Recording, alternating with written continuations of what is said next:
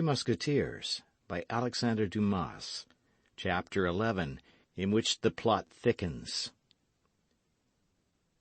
His visit to Monsieur de Treville being paid, the pensive D'Artagnan took the longest way homeward.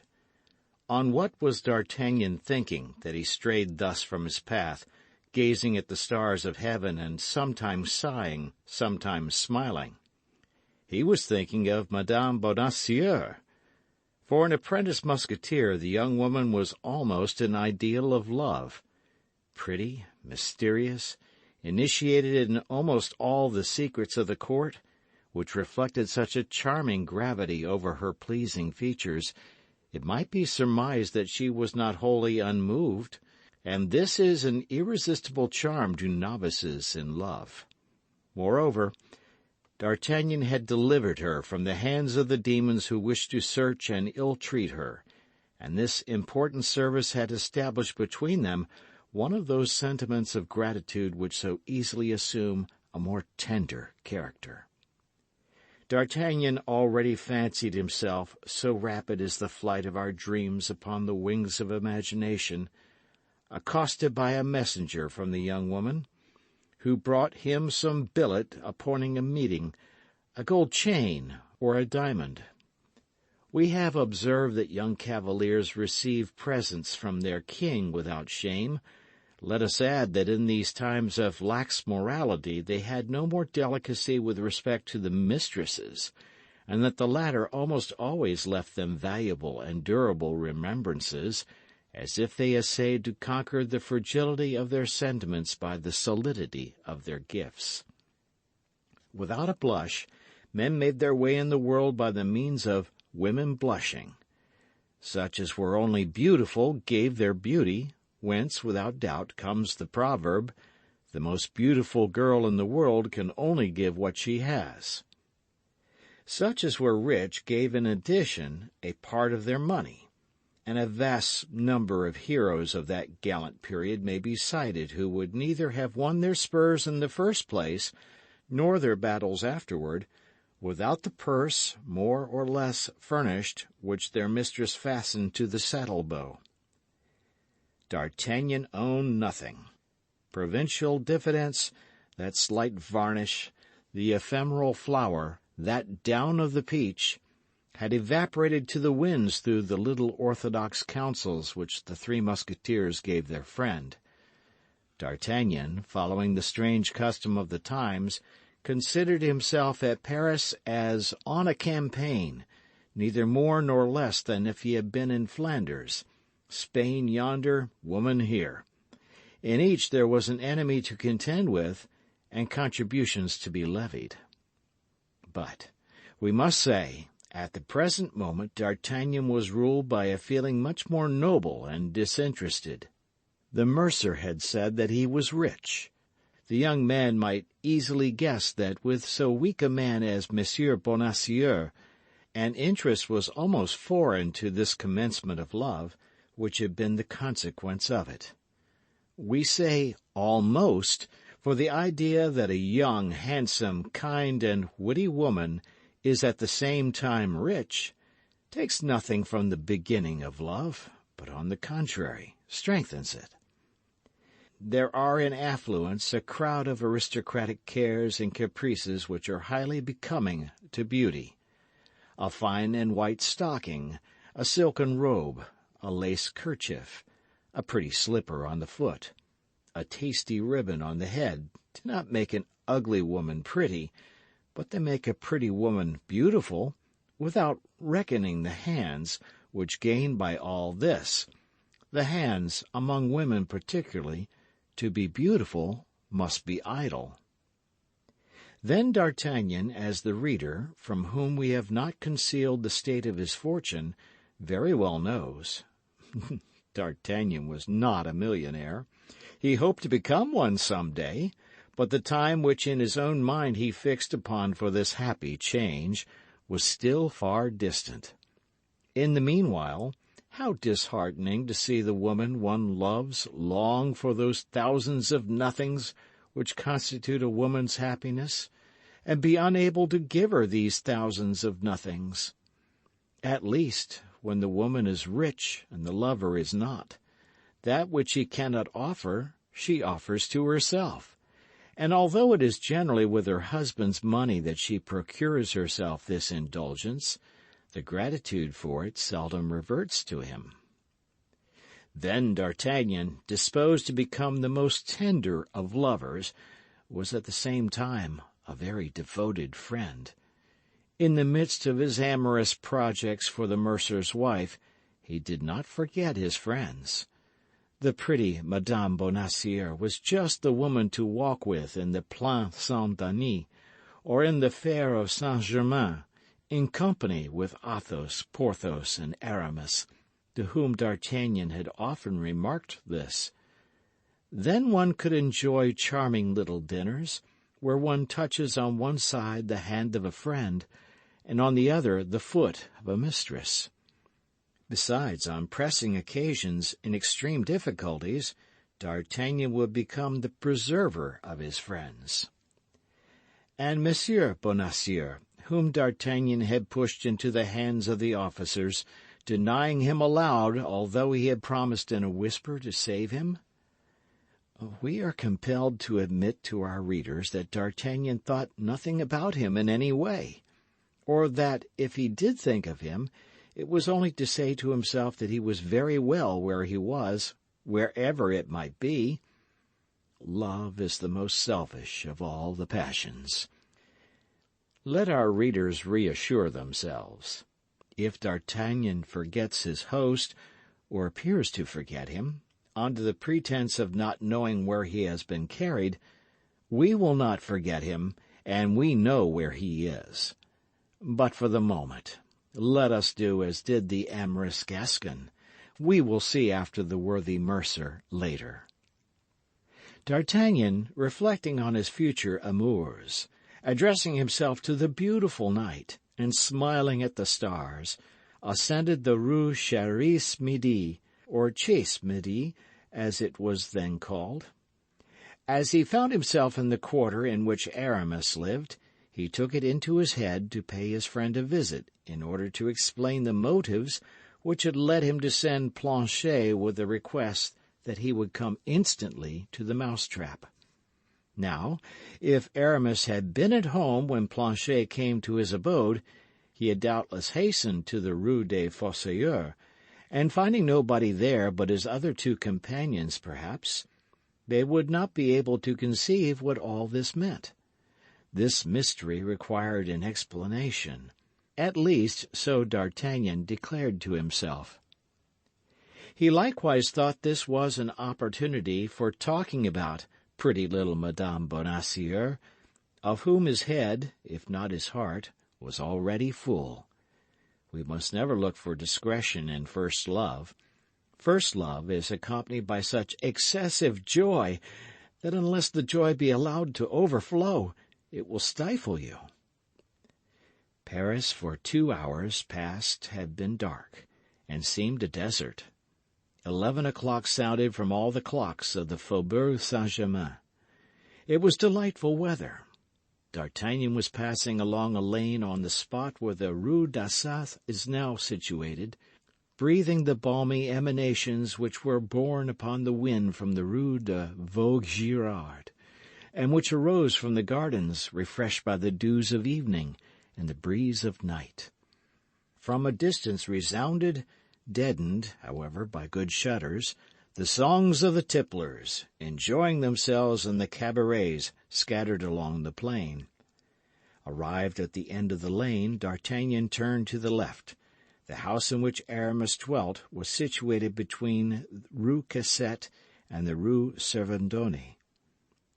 D'Artagnan had just passed the Rue Cassette, and already perceived the door of his friend's house, shaded by a mass of sycamores and clematis which formed a vast arch opposite the front of it, when he perceived something like a shadow issuing from the Rue Servandoni. This something was enveloped in a cloak, and D'Artagnan at first believed it was a man, but by the smallness of the form, the hesitation of the walk, and the indecision of the step, he soon discovered that it was a woman.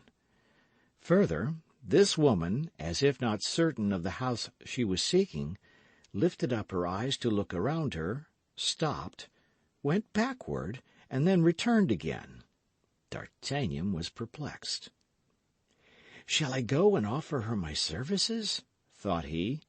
"By her step she must be young. Perhaps she is pretty. Oh, yes. But a woman who wanders in the streets at this hour only ventures out to meet her lover. If I should disturb a rendezvous, that would not be the best means of commencing an acquaintance." Meantime, the young woman continued to advance, counting the houses and windows. This was neither long nor difficult. There were but 3 hotels in this part of the street, and only 2 windows looking toward the road, one of which was in the pavilion parallel to that which Aramis occupied, the other belonging to Aramis himself. "Pardieu!"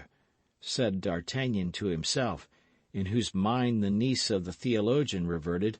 "Pardieu! It would be droll if this belated dove should be in search of our friend's house. But on my soul, it looks so.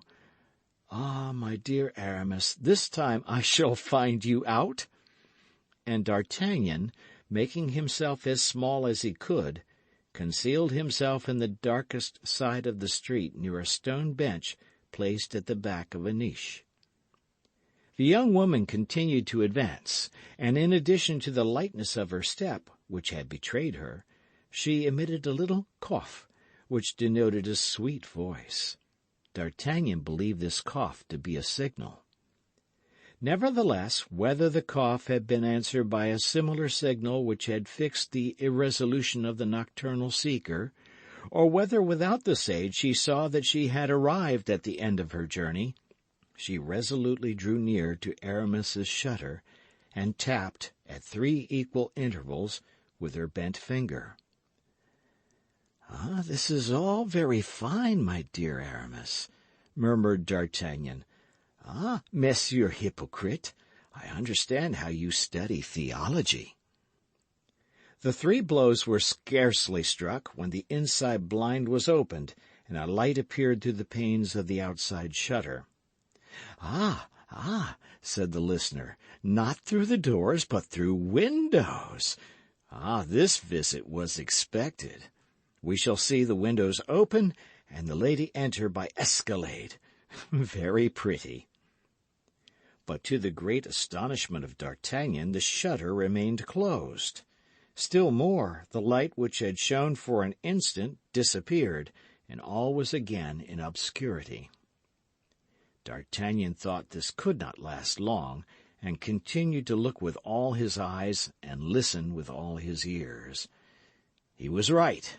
At the end of some seconds, 2 sharp taps were heard inside. The young woman in the street replied by a single tap, and the shutter was opened a little way. It may be judged whether D'Artagnan looked or listened with avidity.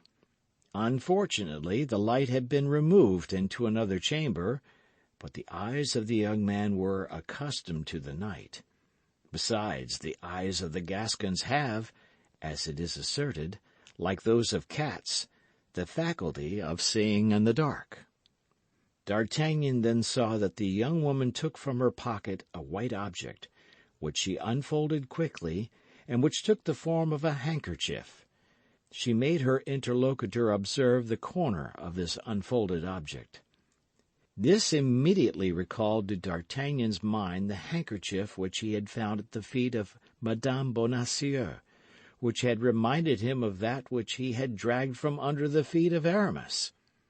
What the devil could that handkerchief signify? Placed where he was, D'Artagnan could not perceive the face of Aramis. We say Aramis, because the young man entertained no doubt that it was his friend who held this dialogue from the interior with the lady of the exterior. Curiosity prevailed over prudence, and profiting by the preoccupation into which the sight of the handkerchief appeared to have plunged the 2 personages now on the scene, he stole from his hiding-place, and quick as lightning but stepping with utmost caution, he ran and placed himself close to the angle of the wall, from which his eye could pierce the interior of Aramis's room. Upon gaining this advantage, D'Artagnan was near uttering a cry of surprise. It was not Aramis who was conversing with the nocturnal visitor. It was a woman. D'Artagnan, however, could only see enough to recognize the form of her vestments, not enough to distinguish her features. At the same instant the woman inside drew a second handkerchief from her pocket and exchanged it for that which had just been shown to her. Then some words were spoken by the two women. At length the shutter closed. The woman who was outside the window turned round, and passing within 4 steps of D'Artagnan, pulling down the hood of her mantle, but the precaution was too late. D'Artagnan had already recognized Madame Bonacieux. Madame Bonacieux! The suspicion that it was she had crossed the mind of D'Artagnan when she drew the handkerchief from her pocket. But what probability was there that Madame Bonacieux, who had sent for Monsieur Laporte in order to be reconducted to the Louvre, should be running about the streets of Paris at 11:30 at night, at the risk of being abducted a second time? This must be, then, an affair of importance. And what is the most important affair to a woman of 25? Love. But was it on her own account, or on account of another, that she exposed herself to such hazards? This was a question the young man asked himself, whom the demon of jealousy already gnawed, being in heart neither more nor less than an accepted lover. There was a very simple means of satisfying himself whither Madame Bonacieux was going. That was to follow her. This method was so simple that D'Artagnan employed it quite naturally and instinctively. But at the sight of the young man, who detached himself from the wall like a statue walking from its niche, and at the noise of the steps which she heard resound behind her, Madame Bonacieux uttered a little cry and fled. D'Artagnan ran after her. It was not difficult for him to overtake a woman embarrassed with her cloak. He came up with her before she had traversed a third of the street. The unfortunate woman was exhausted, not by fatigue, but by terror, and when D'Artagnan placed his hand upon her shoulder, she sank upon one knee, crying in a choking voice, "Kill me, if you please, you shall know nothing." D'Artagnan raised her by passing his arm round her waist, but as he felt by her weight she was on the point of fainting, he made haste to reassure her by protestations of devotedness. These protestations were nothing for Madame Bonacieux, for such protestations may be made with the worst intentions in the world, but the voice was all. Madame Bonacieux thought she recognized the sound of that voice. She reopened her eyes, cast a quick glance upon the man who had terrified her so, and at once perceiving it was D'Artagnan, she uttered a cry of joy. "Oh, it is you! It is you! Thank God! Thank God!" "Yes, it is I," said D'Artagnan. "It is I, whom God has sent to watch over you." "Was it with that intention you followed me?" asked the young woman with a coquettish smile, whose somewhat bantering character resumed its influence, and with whom all fear had disappeared from the moment in which she recognized a friend in one she had taken for an enemy. "No," said D'Artagnan. "No, I confess it. It was chance that threw me in your way. I saw a woman knocking at the window of one of my friends." "One of your friends?" interrupted Madame Bonacieux. "Without doubt. Aramis is one of my best friends." "Aramis? Who is he?" Come, you won't tell me you don't know Aramis." "This is the first time I ever heard his name pronounced." "It is the first time, then, that you ever went to that house?" "Undoubtedly." "And you did not know that it was inhabited by a young man?" "No." by a Musketeer." "No, indeed." "It was not he, then, you came to seek?" "Not the least in the world. Besides, you must have seen that the person to whom I spoke was a woman." "That is true. But this woman is a friend of Aramis." "I know nothing of that." "Since she lodges with him." "That does not concern me." "But who is she?" "Oh, that is not my secret." "My dear Madame Bonacieux, you are charming, but at the same time you are one of the most mysterious women." "Do I lose by that?" "No, you are, on the contrary, adorable." "Give me your arm, then." "Most willingly. And now?"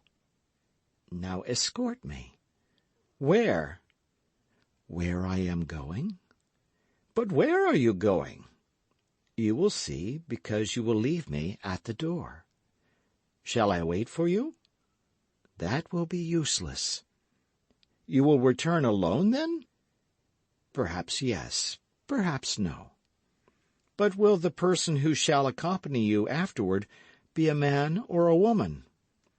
"I don't know yet." "But I will know it." "How so?" "I will wait until you come out." "In that case, adieu." "Why so?" "I do not want you." "But you have claimed—" "The aid of a gentleman, not the watchfulness of a spy." "The word is rather hard." "How are they called who follow others in spite of them?" "They are indiscreet." "The word is too mild." "Well, madame, I perceive I must do as you wish." "Why did you deprive yourself of the merit of doing so at once?" "Is there no merit in repentance?" "And do you really repent?" "I know nothing about it myself, but what I know is that I promise to do all you wish if you allow me to accompany you where you are going." "And you will leave me then?"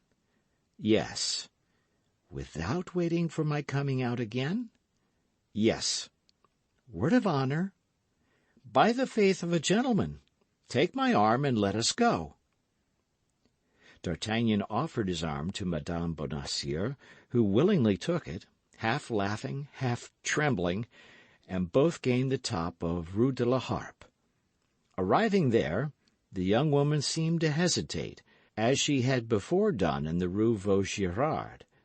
She seemed, however, by certain signs to recognize a door, and approaching that door, "And now, monsieur," said she, "it is here I have business. 1,000 thanks for your honourable company, which has saved me from all the dangers to which, alone, I was exposed. But the moment is come to keep your word. I have reached my destination." "And you will have nothing to fear on your return?" "I shall have nothing to fear but robbers." "And that is nothing?" "What could they take from me? I have not a penny about me." "You forget that beautiful handkerchief with the coat of arms." "Which?" "That which I found at your feet and replaced in your pocket." "Hold your tongue, imprudent man! Do you wish to destroy me?" "You see very plainly that there is still danger for you, since a single word makes you tremble, and you confess that if that word were heard you would be ruined. Come, come, madame!" cried D'Artagnan, seizing her hands and surveying her with an ardent glance. "Come, be more generous. Confide in me. Have you not read in my eyes that there is nothing but devotion and sympathy in my heart?" "Yes," replied Madame Bonacieux. "Therefore, ask my own secrets, and I will reveal them to you. But those of others, that is quite another thing." "Very well," said D'Artagnan. "I shall discover them. As these secrets may have an influence over your life, these secrets must become mine." "Beware of what you do," cried the young woman, in a manner so serious as to make D'Artagnan start in spite of himself. Oh, meddle in nothing which concerns me. Do not seek to assist me in that which I am accomplishing. This I ask of you in the name of the interest with which I inspire you, in the name of the service you have rendered me, and which I never shall forget while I have life. Rather, place faith in what I tell you. Have no more concern about me.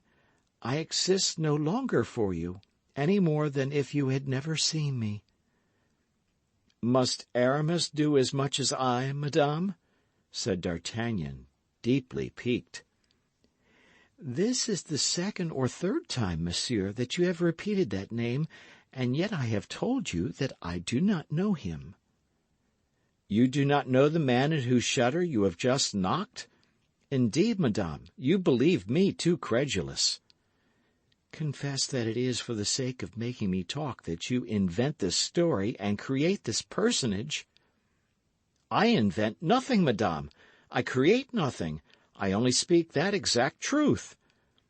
And you say that one of your friends lives in that house? I say so, and I repeat it for the third time. That house is one inhabited by my friend, and that friend is Aramis. All this will be cleared up at a later period, murmured the young woman. No, monsieur, be silent.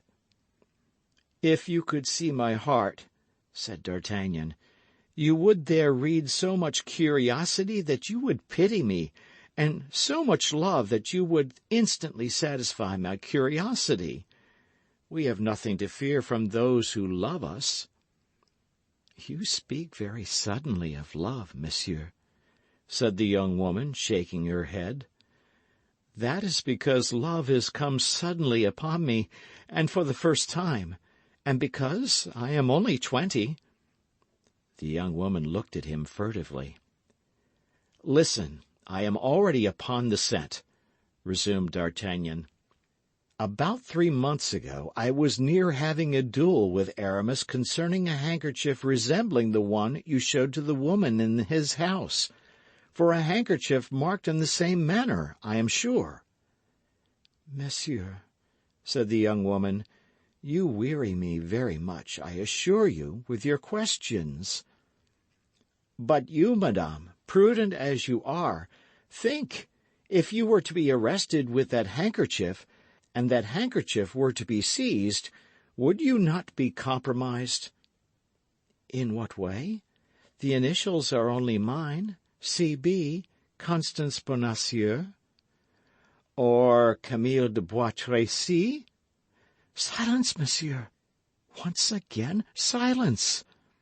Ah, since the dangers I incur on my own account cannot stop you, think of those you may yourself run. Me? Yes, there is peril of imprisonment, risk of life in knowing me. Then I will not leave you. Monsieur, said the young woman, supplicating him and clasping her hands together, Monsieur, in the name of heaven, by the honor of a soldier, by the courtesy of a gentleman, depart. There, midnight sounds. That is the hour when I am expected. Madame, said the young man, bowing, I can refuse nothing asked of me thus. Be content, I will depart. But you will not follow me? You will not watch me? I will return home instantly. Ah, I was quite sure you were a good and brave young man, said Madame Bonacieux, holding out her hand to him, and placing the other upon the knocker of a little door almost hidden in the wall. D'Artagnan seized the hand held out to him and kissed it ardently.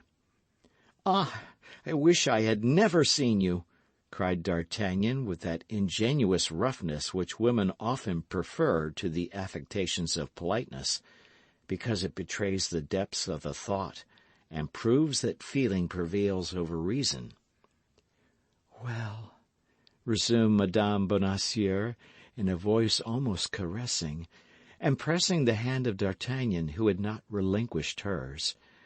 Well, I will not say as much as you do. What is lost for today may not be lost forever. Who knows when I shall be at liberty, that I may not satisfy your curiosity." "And will you make the same promise to my love?" cried D'Artagnan, beside himself with joy. "Oh, as to that, I do not engage myself. That depends upon the sentiments with which you may inspire me." "Then today, madame." "Oh, today I am no further than gratitude." "Ah, "You are too charming," said D'Artagnan sorrowfully, and you abuse my love." "No, I use your generosity, that's all. But be of good cheer. With certain people everything comes round."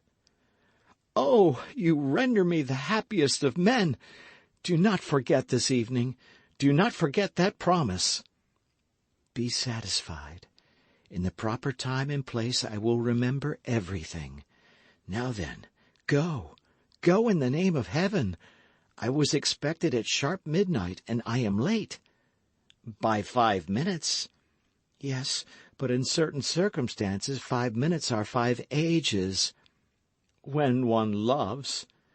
"Well, and who told you I had no affair with a lover?" "It is a man, then, who expects you?" cried D'Artagnan. "A man!" "The discussion is going to begin again," said Mme. Bonacieux, with a half-smile which was not exempt from a tinge of impatience. "No, no, I go, I depart. I believe in you, and I would have all the merit of my devotion, even if that devotion were stupidity. Adieu, madame, adieu." And as if he only felt strength to detach himself by a violent effort from the hand he held, he sprang away, running, while Mme. Bonacieux knocked, as at the shutter, 3 light and regular taps. When he had gained the angle of the street, he turned. The door had been opened and shut again. The mercer's pretty wife had disappeared. D'Artagnan pursued his way. He had given his word not to watch Mme. Bonacieux, and if his life had depended upon the spot to which he was going, or upon the person who should accompany her, D'Artagnan would have returned home, since he had so promised. 5 minutes later, he was in the Rue des Fossoyeurs. "Poor Athos," said he. "He will never guess what all this means. He will have fallen asleep waiting for me, or else he will have returned home, where he will have learned that a woman had been there. A woman with Athos! After all," continued D'Artagnan, "there was certainly one with Aramis. All this is very strange, and I am curious to know how it will end." "Badly, monsieur, badly," replied a voice which the young man recognized as that of Planchet, for, soliloquizing aloud, as very preoccupied people do, he had entered the alley at the end of which were the stairs which led to his chamber. "How badly? What do you mean by that, you idiot?" asked D'Artagnan. "What has happened?" "All sorts of misfortunes." "What?" "In the first place, Monsieur Athos is arrested." "Arrested? Athos arrested? What for?" "He was found in your lodging. They took him for you." "And by whom was he arrested?" "By guards brought by the men in black whom you put to flight." "Why did he not tell them his name? Why did he not tell them he knew nothing about this affair?" "He took care not to do so, monsieur. On the contrary, he came up to me and said, 'It is your master that needs his liberty at this moment, and not I, since he knows everything, and I know nothing. They will believe he is arrested, and that will give him time. In 3 days I will tell them who I am, and they cannot fail to let me go.'" "Brave Athos! Noble heart!" murmured D'Artagnan. "I know him well there. And what did the officers do?" "4 conveyed him away, I don't know where, to the Bastille or Fort l'Evêque. 2 remained with the men in black, who rummaged every place and took all the papers. The last two mounted guard at the door during this examination. Then, when all was over, they went away, leaving the house empty and exposed." "And Porthos and Aramis?" "I could not find them. They did not come." "But they may come any moment, for you left word that I awaited them?" "Yes, monsieur." "Well, don't budge then. If they come, tell them what has happened. Let them wait for me at the Pomme de Pin. Here it would be dangerous. The house may be watched. I will run to Monsieur de Treville to tell them all this, and he will meet them there." "Very well, monsieur," said Planchet. "But you will remain? You are not afraid?" said D'Artagnan, coming back to recommend courage to his lackey. "Be easy, monsieur," said Planchet. "You do not know me yet. I am brave when I set about it. It is all in beginning. Besides, I am a Picard." "Then it is understood," said D'Artagnan. "You would rather be killed than desert your post." "Yes, monsieur, and there is nothing I would not do to prove to monsieur that I am attached to him." "Good," said D'Artagnan to himself. "It appears that the method I have adopted with this boy is decidedly the best. I shall use it again upon occasion." And with all the swiftness of his legs, already a little fatigued, however, with the perambulations of the day, D'Artagnan directed his course toward Monsieur de Treville's. Monsieur de Treville was not at his hotel. His company was on guard at the Louvre. He was at the Louvre with his company. It was necessary to reach Monsieur de Treville. It was important that he should be informed of what was passing. D'Artagnan resolved to try and enter the Louvre. His costume of guardsman in the company of Monsieur Dessessart ought to be his passport.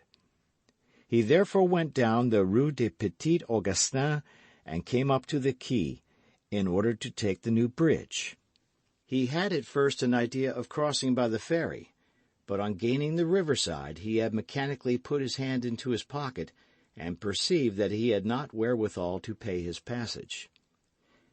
As he gained the top of the Rue Guénégaud, he saw two persons coming out of the Rue Dauphine, whose appearance very much struck him. Of the two persons who composed this group, one was a man and the other a woman. The woman had the outline of Madame Bonacieux. The man resembled Aramis so much as to be mistaken for him. Besides, the woman wore that black mantle which D'Artagnan could still see outlined on the shutter of the Rue de Vaugirard and on the door of the Rue de la Harpe. Still further, the man wore the uniform of a musketeer. The woman's hood was pulled down, and the man held a handkerchief to his face. Both, as this double precaution indicated, had an interest in not being recognized. They took the bridge. That was D'Artagnan's road, as he was going to the Louvre. D'Artagnan followed them. He had not gone 20 steps before he became convinced that the woman was really Madame Bonacieux, and that the man was Aramis. He felt at that instant all the suspicions of jealousy agitating his heart. He felt himself doubly betrayed, by his friend and by her whom he had already loved like a mistress. Madame Bonacieux had declared to him, by all the gods, that she did not know Aramis, and a quarter of an hour after having made this assertion, he found her hanging on the arm of Aramis. D'Artagnan did not reflect that he had only known the mercer's pretty wife for 3 hours, that she owed him nothing but a little gratitude for having delivered her from the men in black, who wished to carry her off, and that she had promised him nothing.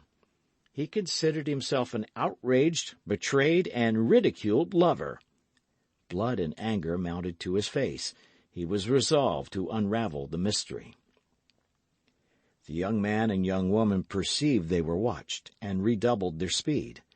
D'Artagnan determined upon his course. He passed them, then returned so as to meet them exactly before the Samaritaine, which was illuminated by a lamp which threw its light over all that part of the bridge. D'Artagnan stopped before them, and they stopped before him. "What do you want, monsieur?" demanded the Musketeer, recoiling a step and with a foreign accent which proved to D'Artagnan that he was deceived in one of his conjectures. "It is not Aramis!" cried he. "No, monsieur, it is not Aramis, and by your exclamation I perceive you have mistaken me for another, and pardon you." "You pardon me?" cried D'Artagnan. "Yes," replied the stranger. "Allow me, then, to pass on, since it is not with me you have anything to do." "You are right, monsieur. It is not with you that I have anything to do. It is with madame." "With madame? You do not know her," replied the stranger. "You are deceived, monsieur. I know her very well." "Ah," said Madame Bonacieux, in a tone of reproach, "ah, monsieur, I had your promise as a soldier and your word as a gentleman. I hope to be able to rely upon that." "And I, madame," said D'Artagnan, embarrassed, "you promise me—" "Take my arm, madame," said the stranger, "and let us continue our way." D'Artagnan, however, stupefied, cast down, annihilated by all that happened, stood with crossed arms before the Musketeer and Madame Bonacieux. The Musketeer advanced 2 steps, and pushed D'Artagnan aside with his hand. D'Artagnan made a spring backward, and drew his sword. At the same time, and with the rapidity of lightning, the stranger drew his. "In the name of heaven, my lord!" cried Madame Bonacieux, throwing herself between the combatants and seizing the swords with her hands. "My lord!" cried D'Artagnan, enlightened by a sudden idea. "My lord! Pardon me, monsieur, but you are not—" "My lord the Duke of Buckingham," said Madame Bonacieux in an undertone, "and now you may ruin us all." "My lord, madame, I ask 100 pardons. But I love her, my lord, and was jealous. You know what it is to love, my lord. Pardon me, and then tell me how I can risk my life to serve your grace." "You are a brave young man," said Buckingham, holding out his hand to D'Artagnan, who pressed it respectfully. "You offer me your services. With the same frankness, I accept them. Follow us at a distance of 20 paces, as far as the Louvre, and if anyone watches us, slay him." D'Artagnan placed his naked sword under his arm, allowed the Duke and Madame Bonacieux to take 20 steps ahead, and then followed them, ready to execute the instructions of the noble and elegant minister of Charles I. Fortunately, he had no opportunity to give the Duke this proof of his devotion, and the young woman and the handsome Musketeer entered the Louvre by the wicket of the Echelle without any interference. As for D'Artagnan, he immediately repaired to the cabaret of the Pomme de Pin, where he found Porthos and Aramis awaiting him. Without giving them any explanation of the alarm and inconvenience he had caused them, he told them that he had terminated the affair alone, in which he had for a moment believed he should need their assistance. Meanwhile, carried away as we are by our narrative, we must leave our 3 friends to themselves, and follow the Duke of Buckingham and his guide through the labyrinths of the Louvre.